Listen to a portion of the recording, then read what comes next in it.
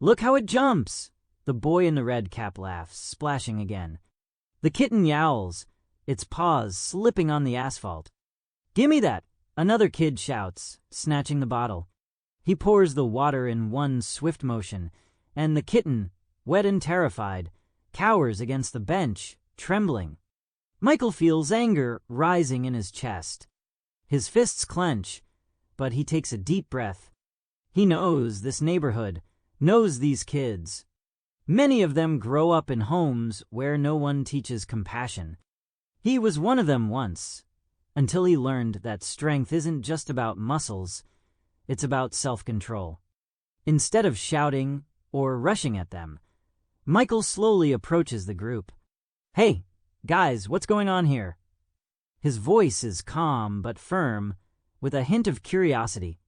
He stops a couple of meters away, removing his sunglasses and tucking them into his shorts pocket.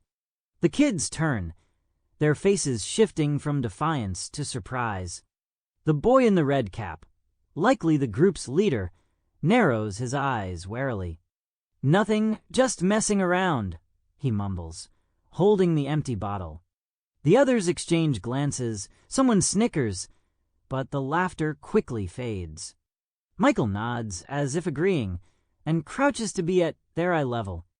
He looks at the kitten, still trembling by the bench, and his heart tightens. But he doesn't show it. Instead, he turns to the boy in the red cap. What's your name? Kyle. The boy answers after a pause, eyeing him suspiciously. Kyle, cool. So what's this game about? Michael gestures toward the kitten, his tone still casual, as if he genuinely wants to understand. Kyle shrugs, but his posture betrays tension. This cat was running around, so we chased it a bit. Got it, Michael says, nodding and glancing at the others. You all from around here? This neighborhood? Yeah, kinda, replies another boy, smaller, with freckles on his face. I'm Justin. Who are you? Michael smiles, but doesn't rush to reveal himself. I'm Michael. Just passing by, saw you guys hanging out. You play ball. Sometimes, Kyle says, tossing the bottle onto the ground as if losing interest in the conversation. What's it to you? Michael ignores the rudeness. He stands, walks to the kitten, and gently picks it up. It's tiny, barely weighs anything, and its heart races under his fingers. He feels the kids watching him closely. You know, he says, holding the kitten carefully, when I was a kid, I loved hanging out on courts like this. But one time, I saw some older guys messing with a dog. They tied it to a tree and threw rocks at it. I didn't do anything, just walked away. And you know what? I still regret it. He looks at Kyle, then Justin, then the others. Their faces grow more serious, but Kyle still holds his defiant stance. It's just a cat, Kyle says, though his voice carries less conviction. Just a cat, Michael repeats, meeting his eyes. What if someone grabbed you, poured water on you, chased you, laughed? How would you feel? Kyle looks away, shifting from foot to foot. Justin stares at the ground, fidgeting with the hem of his shirt. The others stay silent. I'm not saying you're bad, Michael continues, his voice soft but piercing. You're just doing what seems fun. But think about it. This cat's scared. It can't defend itself. And when you do this, you're showing that you don't care how someone weaker than you feels. He pauses, letting the words sink in. The court echoes with the sound of a bouncing ball. The game continues. But here, by the bench, silence falls. The kitten in his arms stops trembling, pressing closer to his warmth. I can see you're all cool guys, Michael adds with a slight smile. So maybe you can show you're cool not just at basketball, but in how you treat others? Even a little cat like this. Justin breaks the silence first. My dog ran away once, and I was scared someone would hurt him, he says quietly. Maybe we went too far. Michael nods, not interrupting. Kyle stays silent, but his shoulders relax, as if the tension is draining from him. "Listen," Michael says, gently placing the kitten back on the bench. "Here's the deal. I'll buy you all some water, and you think about how to make this cat feel safe. And maybe we can play some ball together? I haven't completely forgotten how to shoot." The kids exchange glances. Justin smiles, and one of the younger boys, who hasn't spoken yet, suddenly blurts out, "Are you really Michael B. Jordan? The guy from the movies?" Michael laughs, winking. "Maybe I am. But first, let's take care of the cat." They nod, and Kyle, reluctantly, picks up the empty bottle from the ground. Michael feels the tension slowly dissipate, but he knows this is just the beginning. These kids, this court, this moment, it's all part of a bigger story he doesn't fully understand yet. But he's ready to stay, to talk, to show that strength isn't about putting down the weak, but about lifting others up. He heads to the nearby store for water, his mind racing. How can he make sure these kids not only hear him but remember? How can he change not just this day, but how they see the world?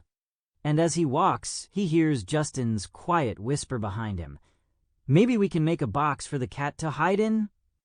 Michael tosses the pack of water onto the ground by the bench, and the bottles clunk softly against each other. "Here, take these," he says, handing them out.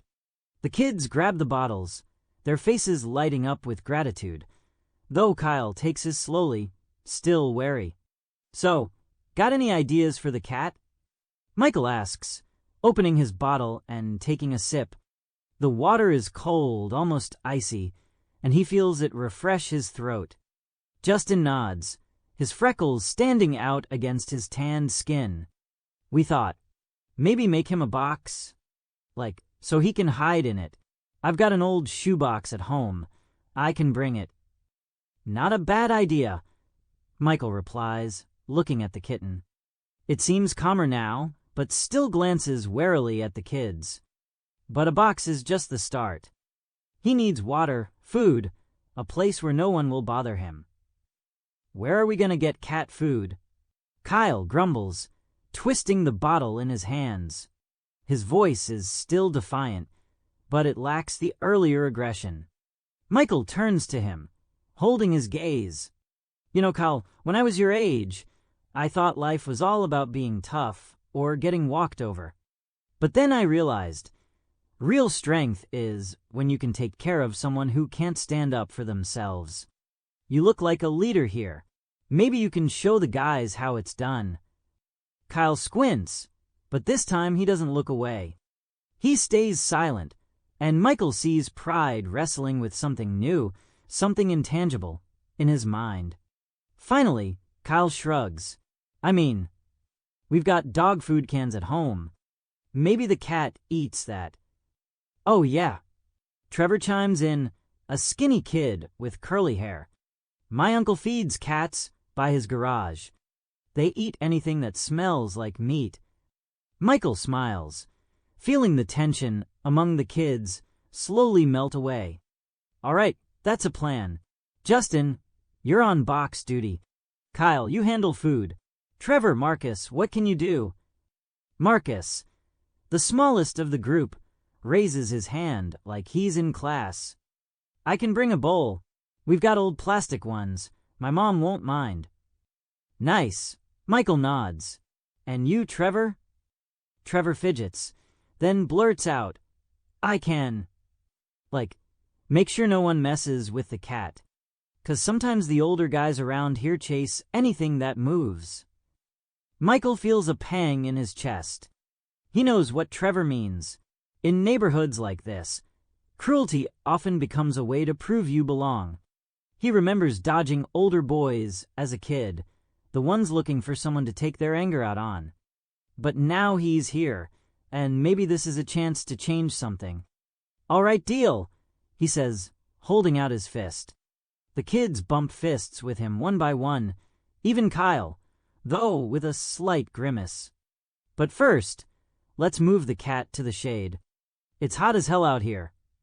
They find an old piece of cardboard by the dumpster behind the court and carefully move the kitten under a maple, where the asphalt is covered with leaves. Michael shows them how to hold the cat without scaring it, and Justin mimics his movements with the seriousness of a surgeon. The kitten meows but doesn't tremble as much anymore.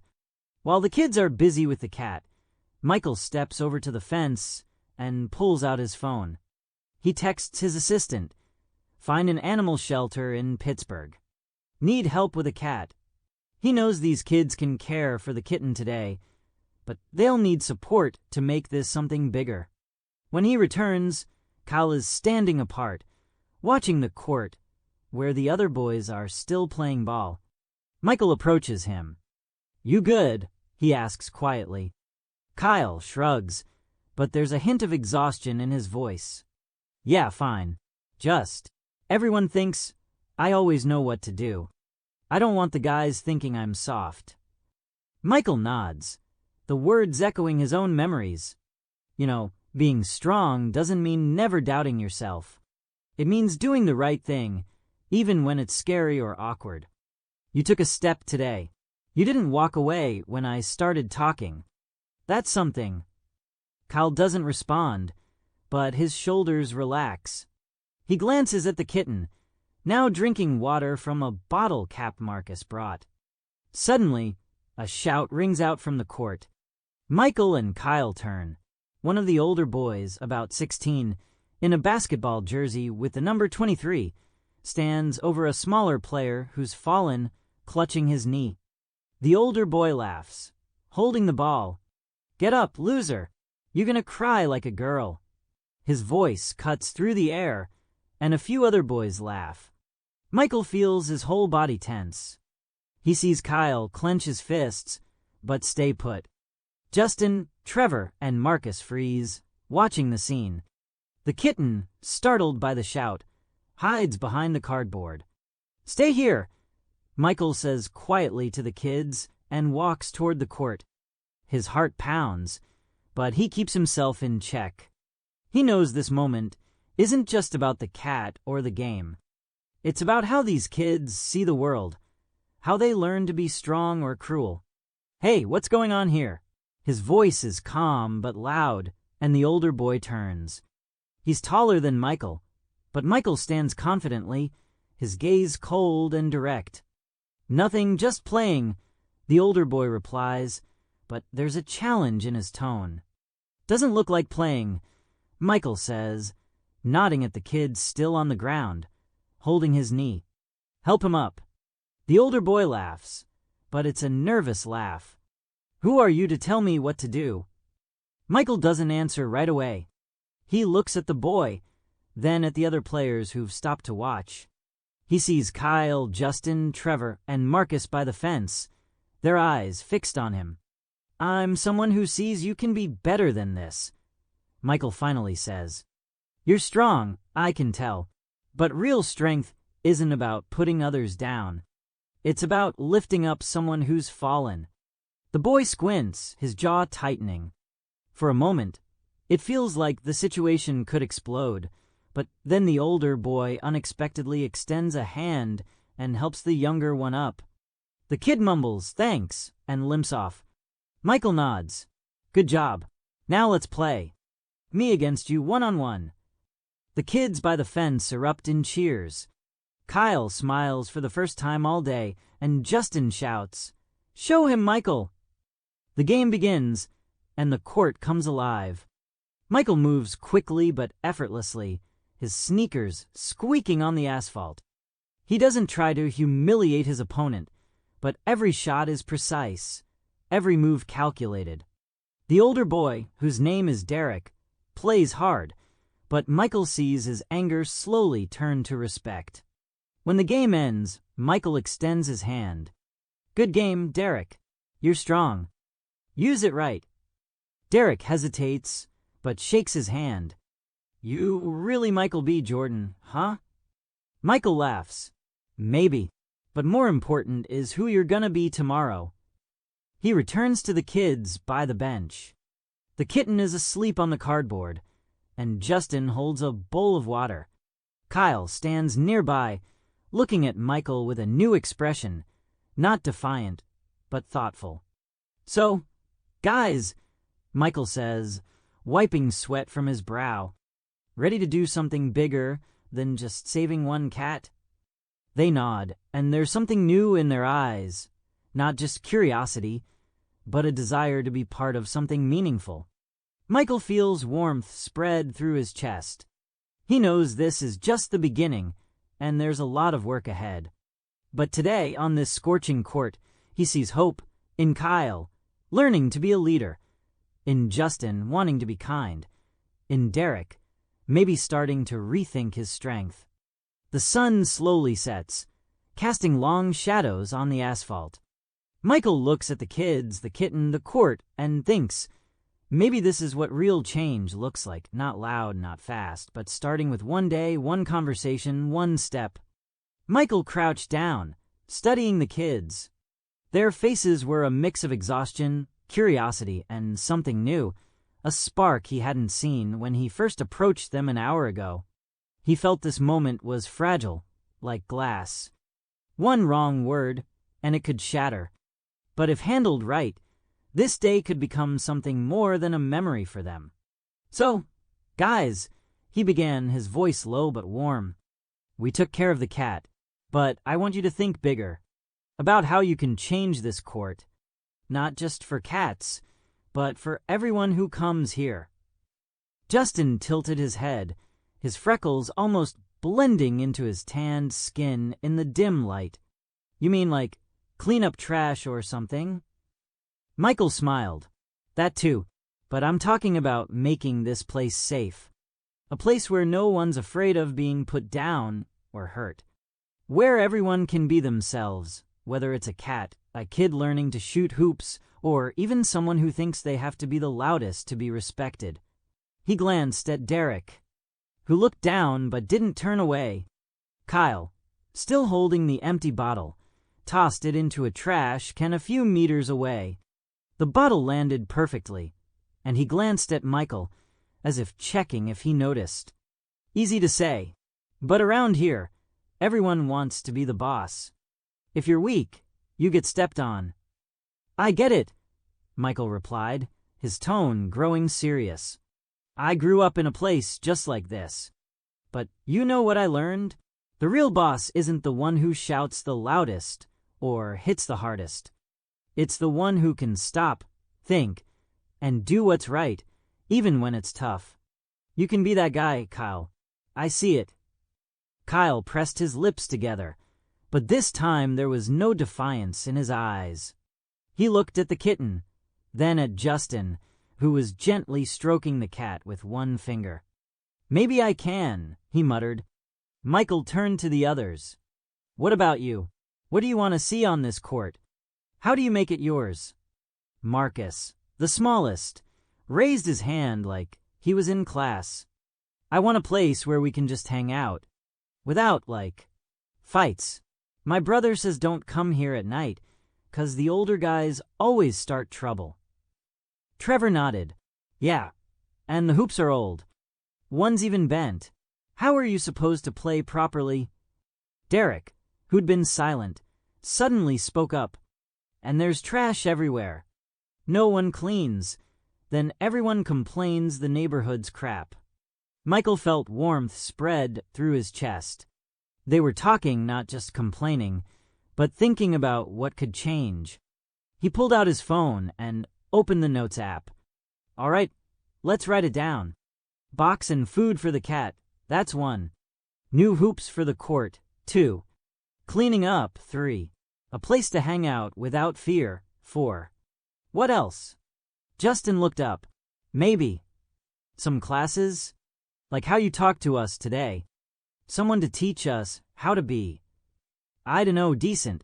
Not chase cats or pick on weaker kids."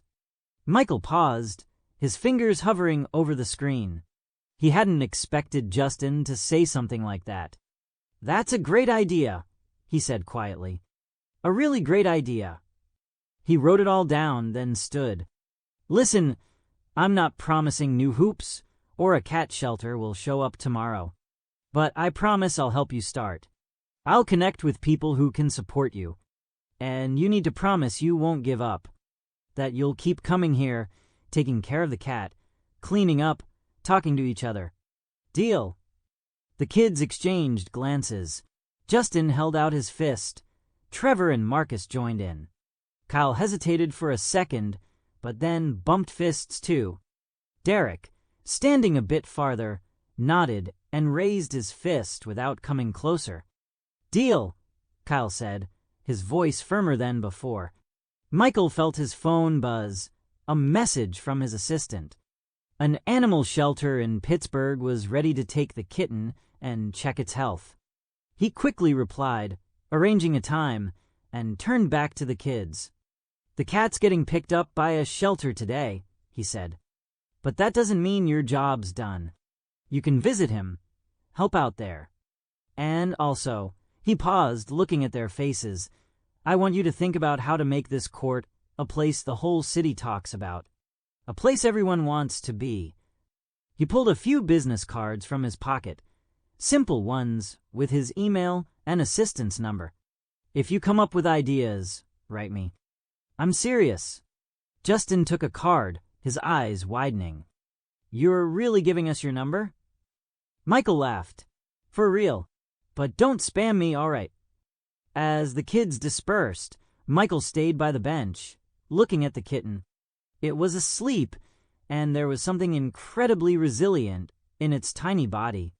He thought about his own journey, from a kid in a neighborhood where every day was a fight, to someone who could stop and change minds. It hadn't been easy, and he knew the path for these kids would be even harder. But today, he saw Kyle rein in his defiance, Justin think of others, Derek take a step toward respect. It was a start. He looked up at the sky, where the first stars were breaking through the twilight. From a distance, the sounds of the city drifted in, car horns, laughter, music from someone's car. Michael felt it all blend into a rhythm he'd known since childhood.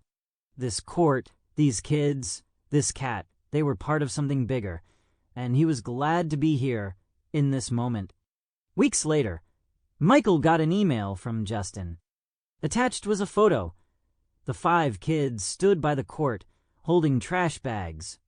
Next to them was a handwritten sign. This court is our home. Respect it. Below, Justin wrote, We named the cat Shadow. He's at the shelter, but we visit him. Also, Kyle's teaching younger kids to play ball now. No yelling. Thanks, Michael. Michael smiled, closing his laptop.